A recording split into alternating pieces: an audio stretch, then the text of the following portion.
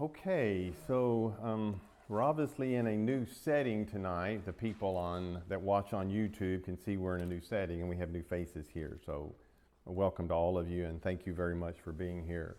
And I don't think it'll be difficult to catch you up at all on where we've been. We're in this iconic, colorful first few verses of Revelation chapter 6. That is popularly referred to as the four horsemen of the apocalypse. Anybody who's read Revelation, anybody who's been to church at any point, I've said, generally has heard of certain things from Revelation. They've heard of the four horsemen of the apocalypse, they've heard of the beast, and they've heard of the Battle of Armageddon, all things that are found here in this book. Just because they've heard about it doesn't mean that their level of knowledge rises to where it should, but at least they've heard about it. At least they're familiar with it. Everybody's heard of the four horsemen of the apocalypse. It's been in music, it's been in motion pictures, it's been in paintings and churches in Europe for hundreds of years. I even played you guys, remember, a little snippet from a Johnny Cash song. One of the last songs Johnny Cash wrote before he died had to do with Revelation chapter 6. So it appears as we're reading this that as each of these seals, and we're on the third one tonight, and we'll do a little review but not much. As each seal is broken by the Lamb, and that's what all of chapter 5 was about, the search for one worthy to get to the contents of this scroll. We still don't know what is in the scroll. That has kind of gone underneath the surface for right now. But the angel made that loud proclamation, who is worthy? And they searched heaven and hell and earth to find someone worthy. And they couldn't find anyone to open the scroll and to break the seals. And they weren't looking, as we found out later, we just sang about that earlier in one of our songs, they weren't looking for brute strength and physical force. They were looking for moral worthiness. It's only one who was morally worthy could open the scroll. And we sang about that, and that's in this previous chapter. Because of his death on the cross, the Lamb, the line of the tribe of Judah, the root of David, he's worthy to break the seals and open the scroll. So it appears as each seal is broken, and each of these four living creatures, we studied them in chapter 4, thunders with a voice saying, "Come." And he's not telling John to come and look. He's telling these horses to come on the scene, that he watches them appear and then disappear off the scene. That's just in his vision. This is a vision that he has. And it's all future tense from his point of view. And as we know from our point of view as well, it's all future tense. This has not happened yet. In chapter 4 and verse 1, he said, he was told, "Come up hither, and I'm going to show you things which must be hereafter." And then it sets the scene with the throne and with the scroll before we finally get to the beginning of this future period of judgment that we learn later in this book in chapter 7 is called the tribulation, and that we saw in earlier teachings of Jesus was also called the tribulation. So he's watching them come on the scene, and you have to put yourself, as I've often encouraged everyone to do, rather than read it like we always read it because we know it. We've read it before. And if you read the first verse of many familiar passages of the Bible, you already know what the next verse is going to say because you've read it. And it's so easy to miss what's being said due to overfamiliarity. But put yourself in John's shoes. He knows this scroll is really important. And he doesn't have any idea, as far as we know, what's in it. He just knows the scroll is important. And he knows there's no way to get to the contents until these seals are broken. He doesn't have any idea when the first, as far as we know, when that first seal is broken, what's going to happen? What's he going to see? What's he going to hear? We know because we've read that. And so we go, yeah, it's this horse, the white horse, and the red horse, and the black horse, and the pale horse. We already know that. John is looking and seeing all this for the first time.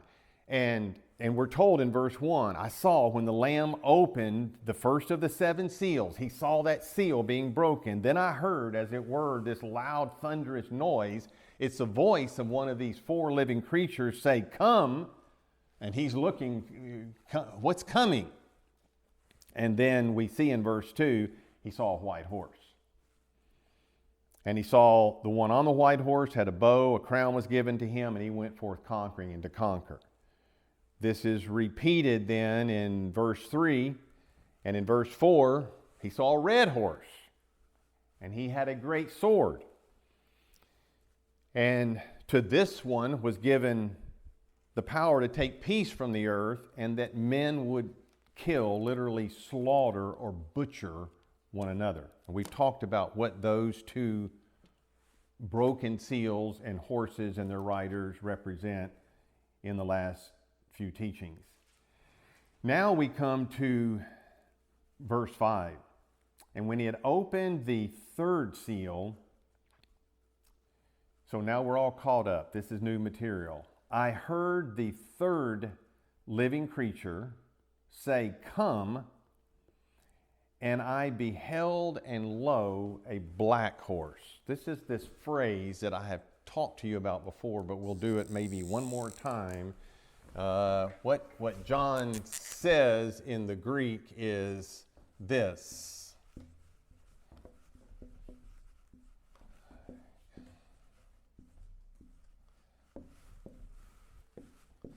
Aiden kai edu. And it's a popular phrase of his, and it shows amazement and shock and surprise. So for instance, if you married couples in here, I'll give you an example of how this is different than just, oh, I looked and, here came a horse. If you're a wife and your husband is on the other side of the parking lot and you wrote down, you might say, I looked and I saw my husband coming across the parking lot. No big deal. But what if what you're seeing is outstanding to you, like most of what John sees? What if your husband had 4 heads and 7 horns? What if he had 4 heads and 7 horns? You probably would say, lo and behold. You would probably say, Aiden kai edu. I looked and beheld, because there's amazement. You did not expect to see that. A husband, yes. One with 4 heads and 7 horns, no. I don't know that John even knew what to expect to see. But when he saw these colored horses, John is a Jewish apostle. He had read Zechariah. We know this is the 3rd of 3 times colored horses have appeared in the Bible. Once in Zechariah 1, once in Zechariah 6, and this is the 3rd time here. Speaking of Zechariah, let me just show you how John is, if you can turn back to Zechariah, next to the last book of the Old Testament. Let me just show you, you'll probably be surprised at how many times Zechariah, who also is being given a series of 8 visions, all on the same night, all having to do with the future destiny and history of Israel and the oppressive nations around her. These 8 visions are found in the first 6 chapters, and let me just pick out a few places, and I'll probably miss some. But in Zechariah 1 and verse 8, this is the first vision. Now this is Hebrew. Zechariah wrote in Hebrew. John in Revelation wrote in Greek. So it's not the same words. It would be Hebrew instead of Greek. But it's the same idea of amazement and shock. Look at verse 8. I saw and behold. I saw and behold. Isn't that just like what we read with John? I saw and behold, or lo and behold, or I looked and I beheld. It's translated different ways, but it's still the same phrase. Then look down in verse 18. Now we're in the second vision of Zechariah. Zechariah 1:18. Then I lifted up mine eyes and saw and behold. This isn't coincidence that this is written this way. Then in chapter 2 and verse 1, I lifted up mine eyes again and looked and behold. Chapter 4 and verse 2. This angel said unto me, What seest thou? And I said, I have looked, and behold. And in chapter 5 and verse 1, then I turned and lifted up mine eyes and looked, and behold. And you'll see it in chapter 6 and verse 1 and so forth. And we've already looked earlier in Revelation in earlier studies where John uses this same phrase, and he will continue to use it, especially in the first half of this book, because he sees something that is simply amazing to him. So what he sees is this third horse. And what's the first bit of information we're given about this horse? His color. I said before, these 8 verses, we've got 4 horses, 2 verses devoted to each horse. It is so brief, it's succinct, it's terse, it just rushes upon us and leaves us begging for more information. So we've got to take the information that we have and see what can we determine from that. The first piece of information we're given about the third horse is his color, and his color is black. Well, black is probably not a good omen. I mean, back when you were in school and your teacher told you to stand up in front of the class and tell the class what's your favorite color, who picked black? I mean, didn't you say red or yellow or green or blue? I mean, that's what most normal people, no one would pick, well, my favorite color is black. No, I think this is a bad omen. I think John sees the color of this horse. You know, he's already been given the white horse, which is representing military success and conquest, the red horse, which is obviously bloodshed, and now this black horse, this silent rider. He's carrying this pair of balances or scales in his hand. It's very scary. Come on in. It's very scary. It's ominous. We wish he would say something. Hello, Charles. We wish he would say something. Why a black horse? What's going on here? What's about to happen? What's going down? John might have thought, well, the 2 previous riders had weapons with them. The first one had a bow. The second one had a great sword. This one only has a pair of scales. How bad can it be? You know? I want you to think about all this as you read it. How bad could it be? The other 2 had weapons of murder and destruction. This guy just has a pair of balances in his hand. So, is the worst behind us? Not on your life. Not on your life. According to what Jesus said over in the Olivet Discourse, and don't let me end this teaching tonight without returning there at the very end to tie in this horse to the first 2, because we've already looked there before. But according to Jesus, these early things, he calls them, at least in the King James translation, I don't know what Bible you have, they are the beginning of sorrows.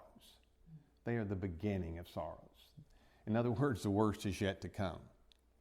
And the beginning of sorrows, what the Greek says, this is the early stages of labor pains.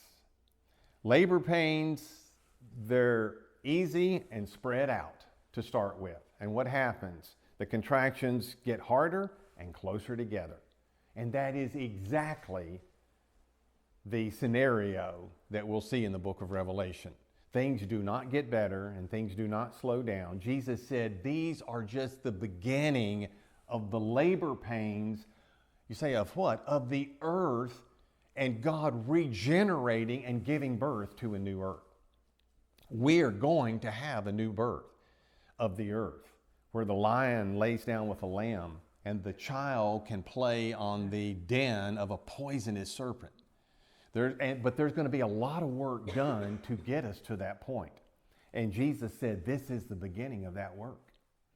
Paul says in Romans 8, the whole creation is groaning and travailing in pain together until now, waiting for the manifestation of the sons of God.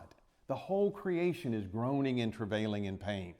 They were made subject to all of the evil and death and decay, not by choice. They did not volunteer to be a part of it. It was because of Adam's sin.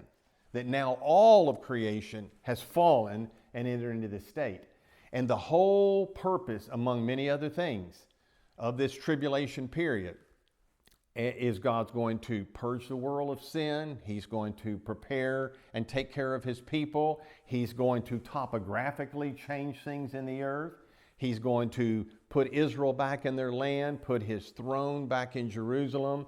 The prophets talk about a river of water that will flow out. Part of it will go toward the Dead Sea and heal that. Nothing lives in the Dead Sea. It will be full of aquatic life. It will be full. The other part will go to the Mediterranean Sea. And there's no way for us today to even know, after the pillars of fire and smoke and the earthquakes and the volcanoes, what the Mediterranean Sea will even look like at that time, because the whole earth is going to be revamped. So anyway, back to our horse. Yeah, he's black. This does not bode well for whatever is about to come next. And the next things are the scales, the food items, and the money. We're only really given these four things: the color of the horse, the scales, the food items, and the money. But before I start looking at all that, what happens after the first horse, the white horse? What did we say about him? That is some kind of nation or two who invades another nation or two. John said he went forth conquering and to conquer, and he's given a victor's wreath because he is successful. So we don't know who this is. We don't know what country this is. But we do know, according to this passage and according to what Jesus said in Matthew 24, where he told them the very first thing you'll experience is you'll hear of wars and rumors of wars. He said, don't be afraid. The end is not yet. These things must happen. Then the red horse. What did we read about the red horse? He's got a great sword. The ability or power was given unto him to take peace from the earth, and that men would slaughter one another. So what I tried to show you in discussing those horses is we got to get out of our mystical thinking, and we've got to see that even though God is going to accomplish this, God has written what he's going to accomplish here, it's going to have its outworkings in the actual nations of the earth. And the little pericope that I used to try to explain that to you was Jesus' birth in Bethlehem. He had to be born there because Micah 5:2 said that's where Messiah would be born. But how did he get there? Way over in Rome, a decree was made by Caesar Augustus that every male had to return to the place of their birth to be enrolled for taxation purposes. Caesar's not thinking, I've got to get them down there so Messiah will be born there. God is working, Caesar is working, and God is working through Caesar Augustus. And that's also going to be what happens here in these nations. So what happens when you have international and national wars and civil wars erupt? Picture in your mind, what happens when those things happen? God is working through these nations, whoever. We're not told who these nations are, but they're definitely nations. And they're going to attack others. And there's going to be widespread bloodshed. What happens? You have, first of all, just an interruption of the natural rhythm of society, the natural pulse and heartbeat of society. You have an interruption of that. You're going to have a shortage in the labor force. Soldiers have been killed. Civilians have been killed. You're going to have a shortage in the labor force. Wars, this is what we're working to see in this with this third horse, the black horse. Wars have many peripheral effects. You don't just start a war, shoot a few people, and go back home. Devastation has been caused by that, not only by the bullets flying, but by everything else that comes afterwards. So you'll have the soldiers that have died. You'll have civilians died. You will have an interruption of the planting and harvesting of crops. You know, we live in a very mechanized industrial society. We're quite a bit different in the biblical societies, and we're quite a bit different from societies around the world. But in societies around the world, the planting and harvesting of crops, that's life and death. For us, we go to the grocery store. That's not the way most of the world functions. And it's not necessarily the way the world will function when these things happen, that we just go to the grocery store. I mean, how easy is that for us to get our food? That's one of the most difficult things for mankind since the beginning to procure for himself, is enough food to survive. So in the olden days, when armies attacked, they just lived off the land. They would eat your grain. They would pick the fruit from your trees. They would harvest your animals. They would take your chickens. They would eat the eggs. And I'm not saying that that won't happen in this day and age, because who's to say what the world's going to look like when these things actually happen? If we have the earthquakes and the volcanoes and the stars falling from heaven, we will get to what all that means. If we have all of that happening, as Revelation tells us will happen, what happens to the power source? What happens to the grid? You know, without electricity, you really can't do anything. You say, well, we've got batteries. You have to power them with electricity. You know, we live in a very unusual time in society because of how industrialized and mechanized we are. But that's not the way it was in the past. It's not the way it is in much of the world today. Maybe not even in the parts of the world that are going to be initially affected by this first, second, and third horse. Would you say in those parts of the world which do depend on agriculture, things like that, if they're adversely affected, then that has trickle-down effects on the mechanized societies like ours. The stuff we usually go get at the grocery store isn't there. Because supplied by them. Right, and so then it's a trickle-down domino, and then we're affected. Yeah. Well, they're less at risk. The supply chain is all, the distribution, the shipping, rail, roadway, it's mass chaos. If you have wars of this type, now the wars are still, they're not universal, but take the Second World War. I mean, that wasn't universal, but it greatly affected Europe. It greatly affected North Africa, and eventually it affected the United States because they bombed Pearl Harbor. And had they not bombed, it still affected us, but not in the way that it affected once we entered the war, because then all of wartime effort went to wartime production.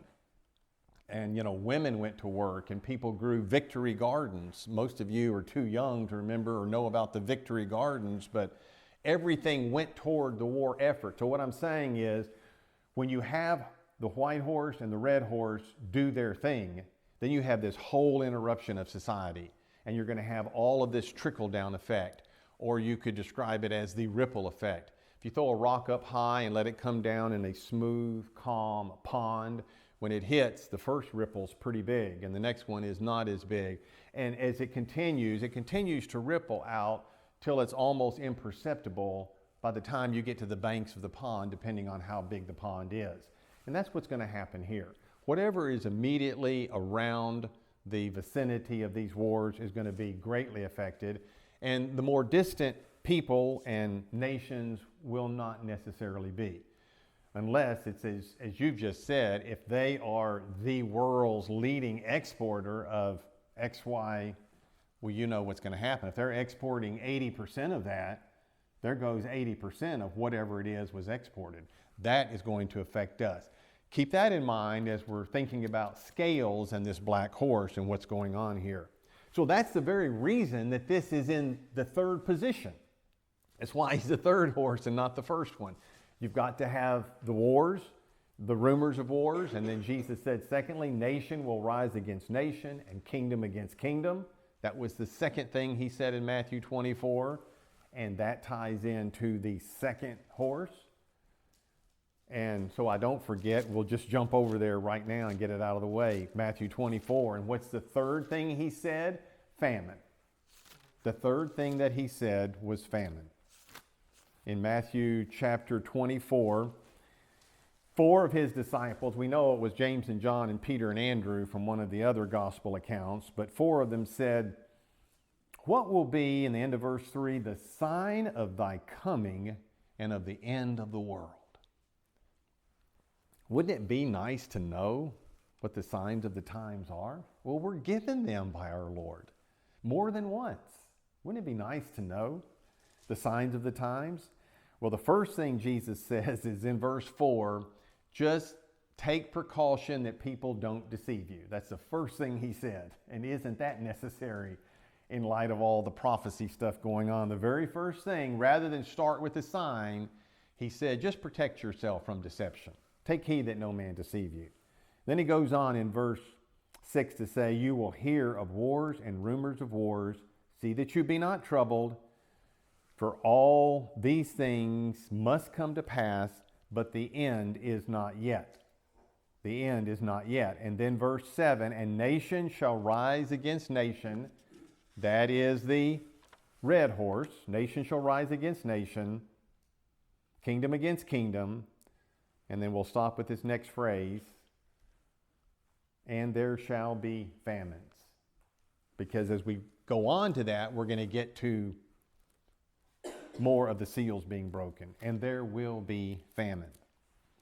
All right, so let's just kind of map out how this progression is going to take place, what the process is after these wars in Europe, Asia, wherever they are. So first of all, you're obviously going to have food shortages. You're going to have scarcity of food. That's going to be followed by, what happens if you don't have enough of something? The price goes up. You're going to have inflated prices. So now, with a shortage, with inflation, now you can't afford to purchase as much as you could before.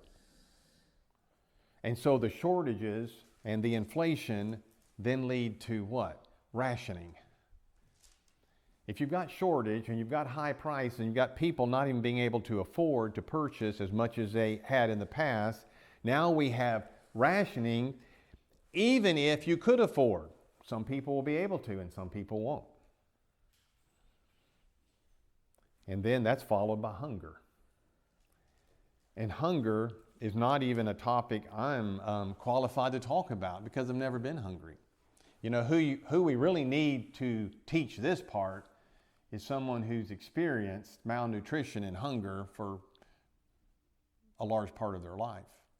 Do we even know what hunger is? I mean, if we miss a meal, we're not happy. If we miss 2, we're complaining. If we miss 3, that's just downright intolerable.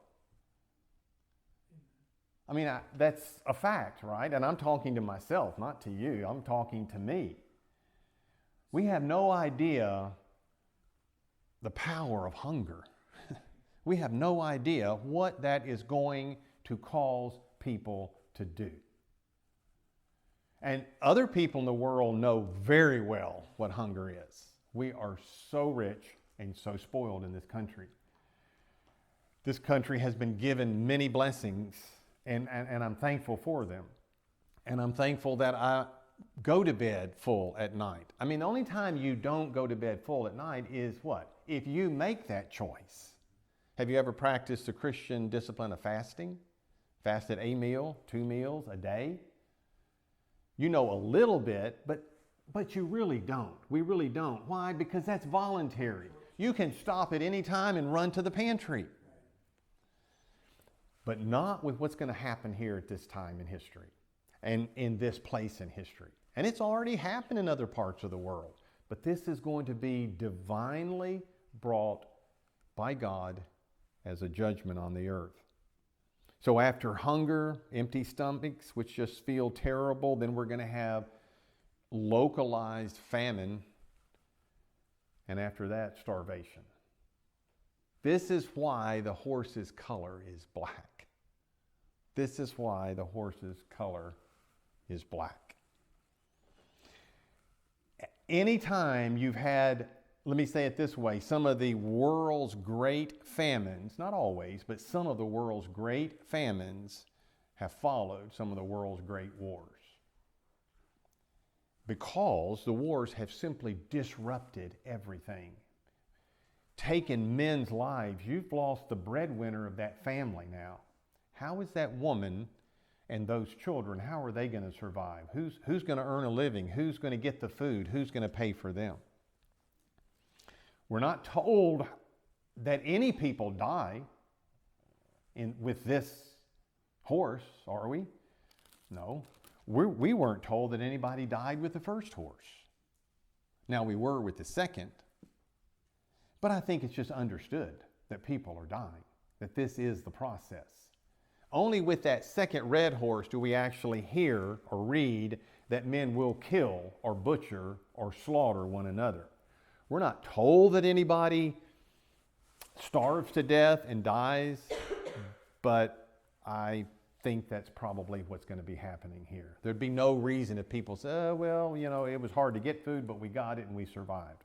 This is a progression of evils. That's why the last message I entitled War and its Attendant Evils.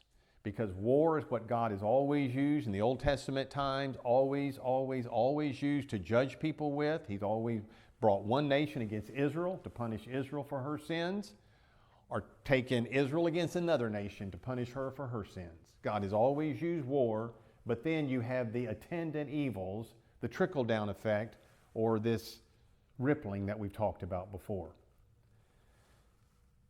So the next thing that we're told about this horse, we're going to get through this one hopefully tonight. The next thing we're told about this horse and rider is that the rider has a pair of scales in his hand. If you would flip way back to the book of Leviticus, chapter 26 and verse 26. Let me just remind you, and for those of you that are new, Revelation is an Old Testament book. It is squarely based on the Old Testament, and if you want to understand it or want to understand it better, then when you see phrases or ideas or concepts or names, then search out the Old Testament and see what does the Old Testament say about that. When you see in Revelation 16:16 Armageddon, that's not a New Testament word or concept. Megiddo is a city in Israel that's several thousand years old, that's found many times in the Old Testament. So you simply go back there. So with the scales, if you go back to Leviticus chapter 26 and verse 26, what you'll see in the Old Testament is that scales in this type of context are always used as a sign of divine judgment. People didn't have scales back in those days like we have today, where we get on them to see how much we weigh, because everybody was little back then, because everybody had to work back then.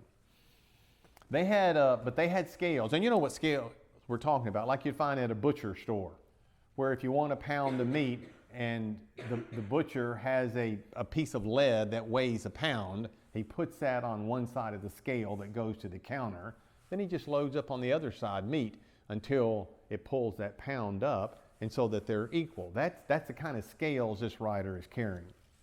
So in Leviticus 26 and verse 26, Leviticus 26 is very similar to Deuteronomy 28. It has the blessings and the cursings. If you will obey me, these blessings will come on you and overtake you. But if you forsake the Lord your God, then here's what you can expect. Verse 26, when I have broken the staff of your bread, 10 women will bake bread in one oven, and they will deliver you your bread again by weight. Scarcity. Just barely have enough. Got to parcel it out here. Got to ration it. They'll deliver it by weight, and you will eat, but you will not be satisfied. And we can see this in more detail in the prophet Ezekiel, the third of the three major prophets. If you'll look in, I think it's in Ezekiel chapter 4, we have a rather extended discussion of this, but we're going to end up with the same point, that the scales are representing food shortage, that they're representing economic collapse. So Ezekiel is one of the prophets prophesying as Jerusalem is falling to the Babylonians. He's actually been taken in the second of the three excursions by Nebuchadnezzar into Israel. And he's told by God to perform just a variety of symbolic acts to demonstrate by activity, by something people can actually see and witness, to demonstrate to them the prophetic word that always accompanies it. And so in verse 9 of Ezekiel 4, take thou also unto thee wheat and barley, beans, lentils, millet, fitches, and put them in your vessel. Make bread thereof according to the number of the days that you'll lie upon your side. 390 days shall you eat thereof. And thy meat which thou shalt eat shall be by weight, 20 shekels a day, from time to time shalt thou eat it. And thou shalt drink also water by measure, the 6th part of an hin, from time to time shalt thou drink.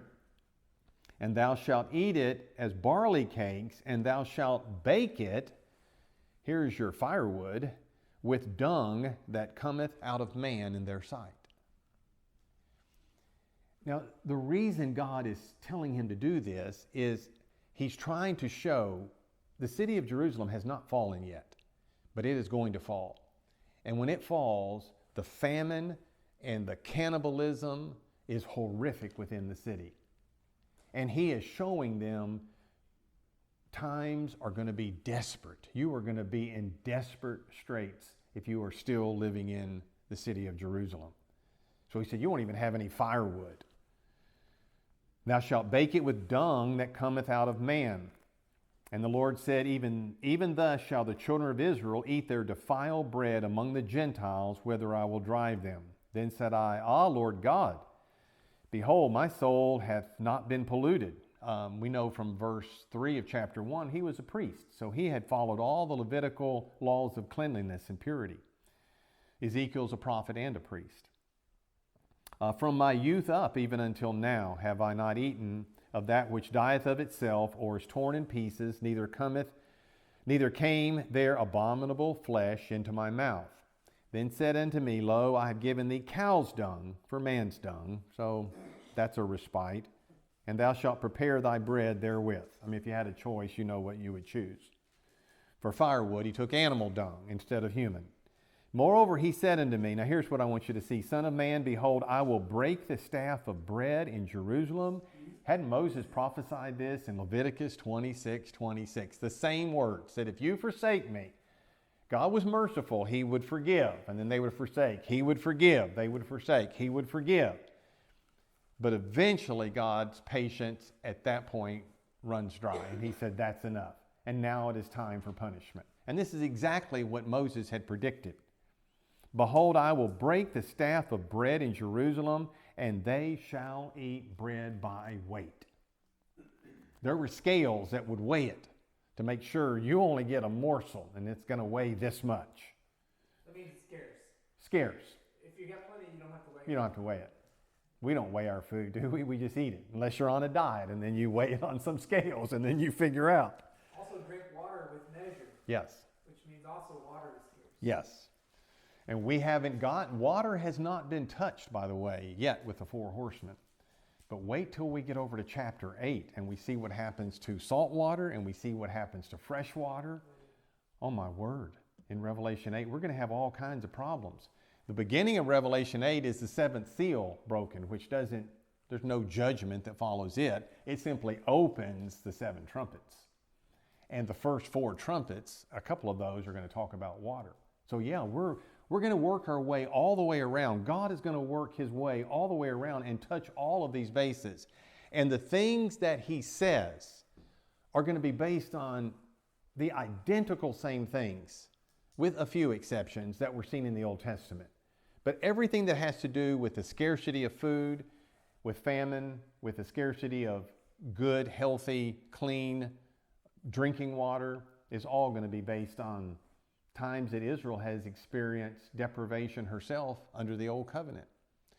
And what we often see is that the times where Israel has been judged in the Old Testament, which were many and often, that in the book of Revelation, John takes those same themes and then expands that to cover all of the world, not just the nation of Israel, that this is going to affect all of the world. So we're just reading about Jerusalem here in Ezekiel chapter 4. Book of Revelation is going to take that and expand that and say not only was Israel judged back then, and Israel is judged to this day, but in the future, the Gentile world, all the nations of the world are going to be judged as well. So that's what we're talking about. That's why he has the scales in his hand, and you probably already knew that. But we actually have good biblical verses that tell us if you're having to weigh your food, it is because of divine judgment. It's as simple as that.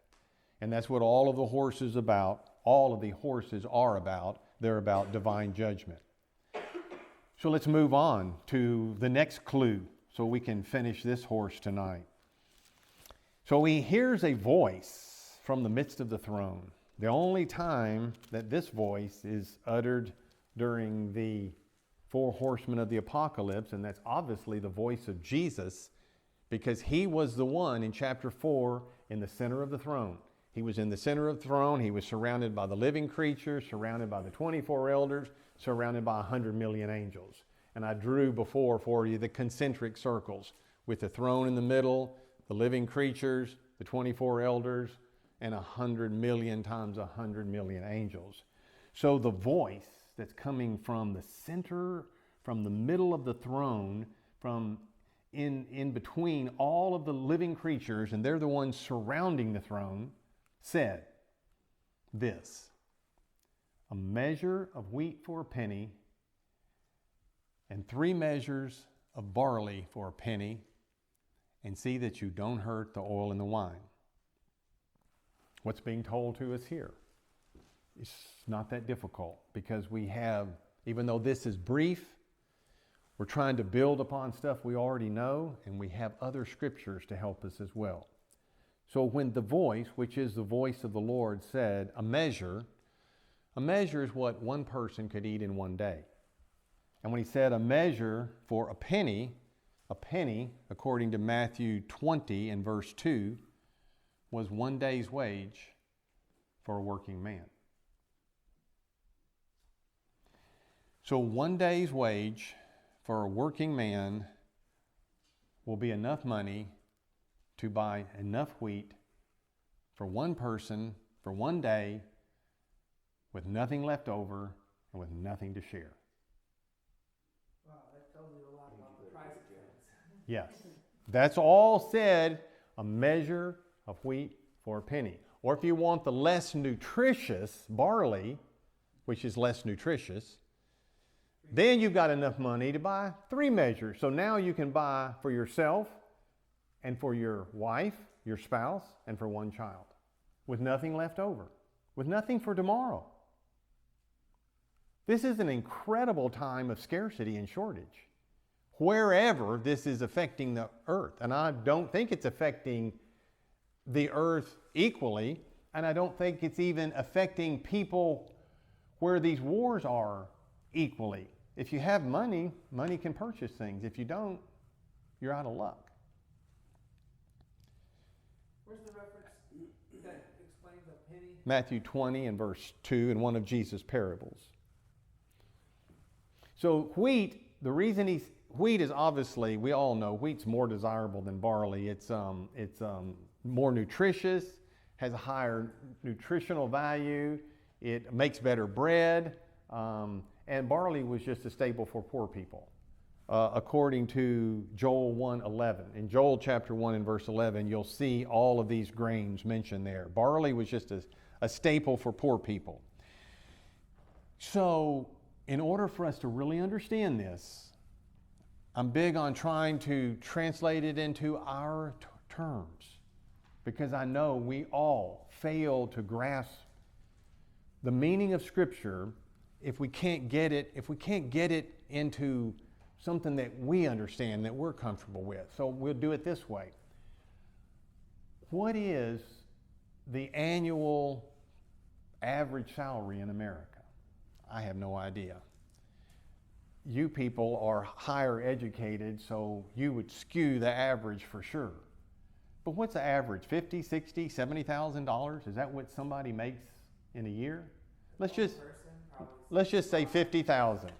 And that may be low, may be high. I have no idea. Let's just say 50,000. What are we being told here? $50,000 will buy one person enough food every day of the year with nothing to share and nothing left over. In other words, all of your earned income goes for one item and for one person. It goes for yourself and it goes for food. There's nothing left over for housing. There's nothing left over for clothing. There's nothing left over for medicine, for transportation, for anything else. There's nothing left over for anyone else. Unless you want to buy less nutritious food, and then you can feed 3 people. 58,000. Oh, my. I'm oh my. Wow. They better up Social Security's all on. That's what we're being told. The balance is now a measure of wheat for a penny and 3 measures of barley for a penny. Wherever this is affecting the world, this is an incredible setback for these people. And I'm sure that in these areas where war has occurred, there will be people who are more wealthy. And it's not as though God is trying to save the affluent and punish the poor, because that is definitely not what God is doing. His nature is just the opposite. He would save the poor before he'd save anyone. It's just this is the natural outworking of war. There'll be people have money and have resources, and they're going to be a lot better off. So I brought some statistics from another time in world history, because I think that if I read some of what happened in the early 14th century under what was called the Great Famine, it was not caused by a war, it was caused by weather changes. But we're going to have lots of weather changes happen in the book of Revelation too. But just listen carefully to some of these stories and statistics of what happened in the Great Famine, which happened in the years 1315 to 1317 in much of Europe, all of Central, most of Western, Northern, Southern Europe. In the spring of 1315, unusually heavy rain began to fall in much of Europe. Throughout the spring and the summer, it continued to rain, and the temperature remained cool. Under such conditions, grain could not ripen. I know the cause for this was weather-related, not war, but the effects you'll see will be the same. Leading to widespread crop failures, grains were brought indoors in urns and pots to keep dry. The straw and hay for the animals could not be cured, so there was no fodder for the livestock. The soil became extremely moist from the heavy rain, making it impossible to plow the fields which were ready for planting. Price of food began to rise. Prices in England doubled between spring and midsummer of 1315. Salt, the only way to cure and preserve meat, there's no refrigeration, was difficult to obtain because brine could not be effectively evaporated in wet weather. One thing is going to lead to another, and Revelation, the horses, they're just scratching the surface. We have to fill in the rest of the details, and what I'm filling in, I'm just scratching the surface of all of the ramifications that will come about because of these 4 horsemen. Stores of grain for long-term emergencies were limited to royalty, lords, nobles, wealthy merchants, and the Roman Catholic Church. Because of the general increased population pressures, even a lower than average harvest meant some people would go hungry. There was little margin for error. So people began to harvest wild edible roots and grasses and nuts, and they even stripped the trees in the forest of their bark.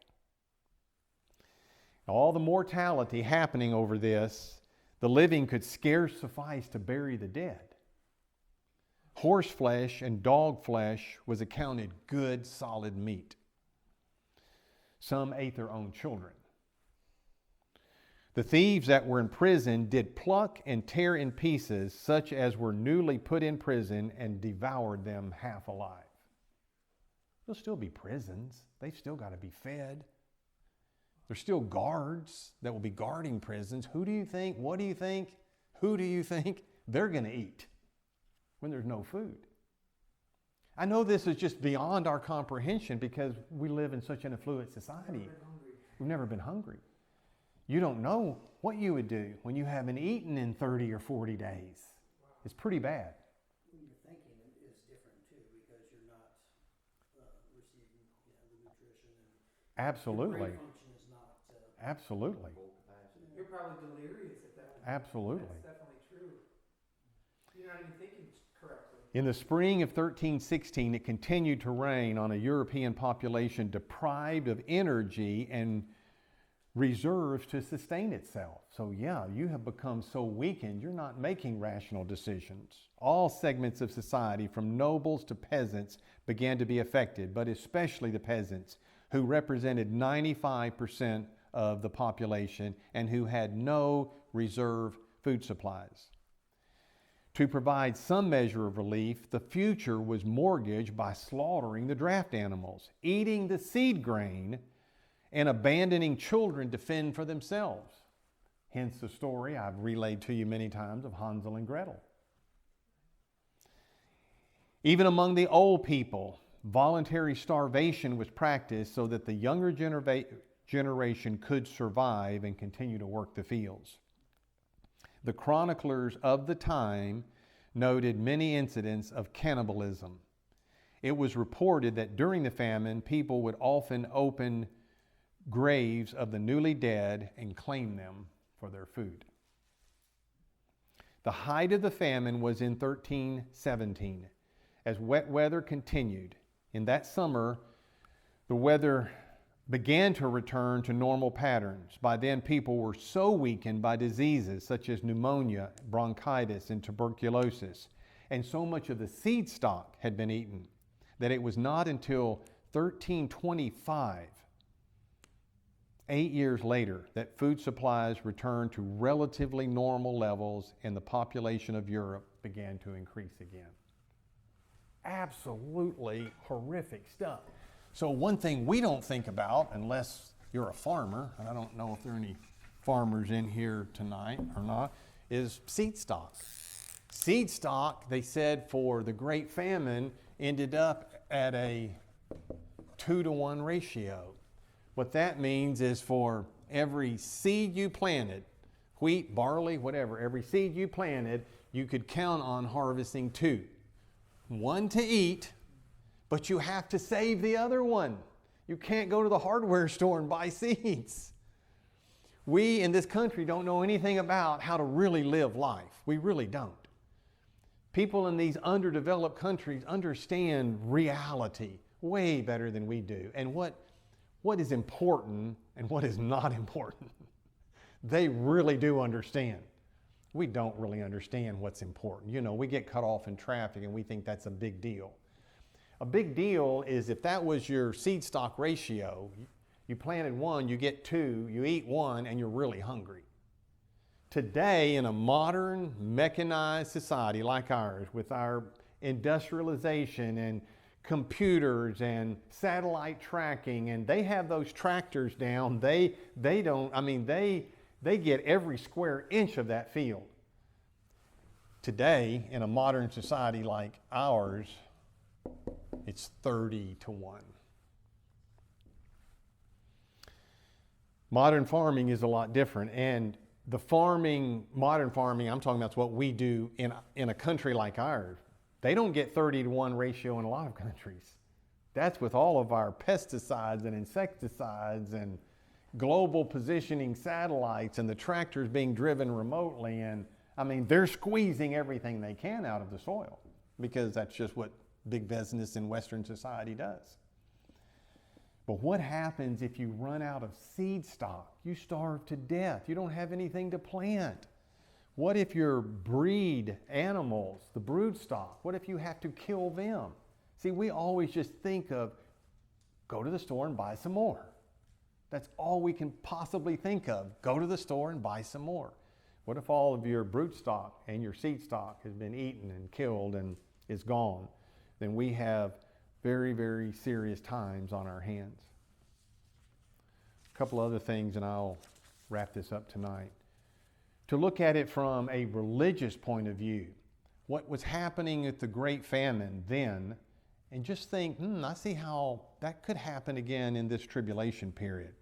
Nearly all human societies at that time attributed natural disasters to divine retribution, and rightfully so. That's what the Old Testament says.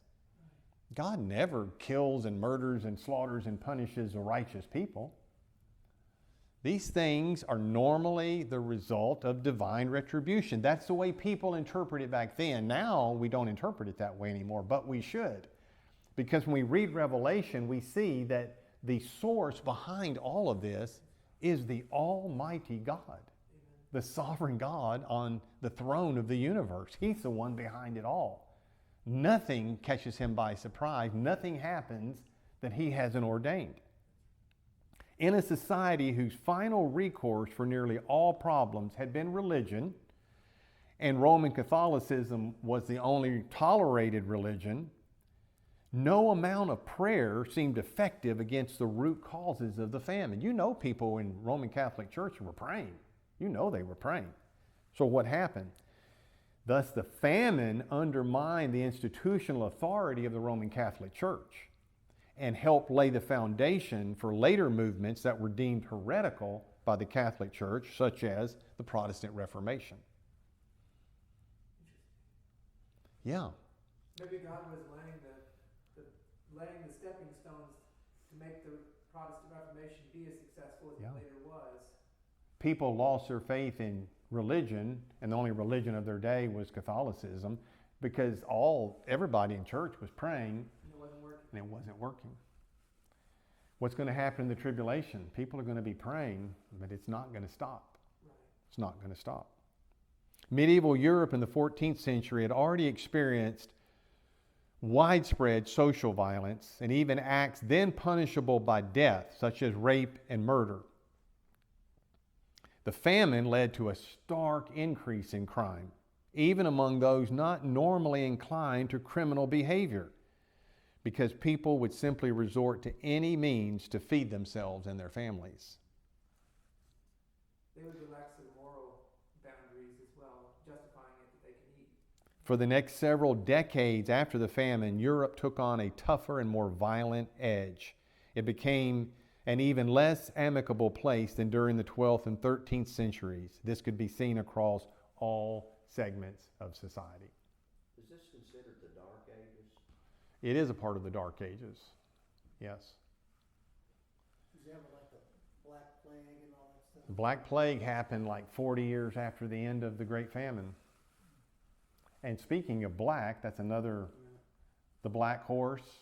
You know, black is not it's definitely a color where you know this is a signal for a bad omen. So what was the great bubonic plague that hit Europe called? It was Black Death.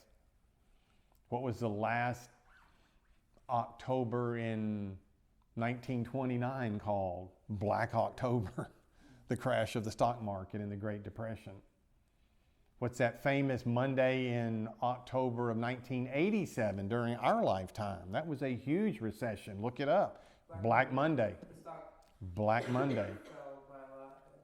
Yeah, black is not anybody's favorite color. So absence of light. Yeah. Black Friday when my wife goes shopping.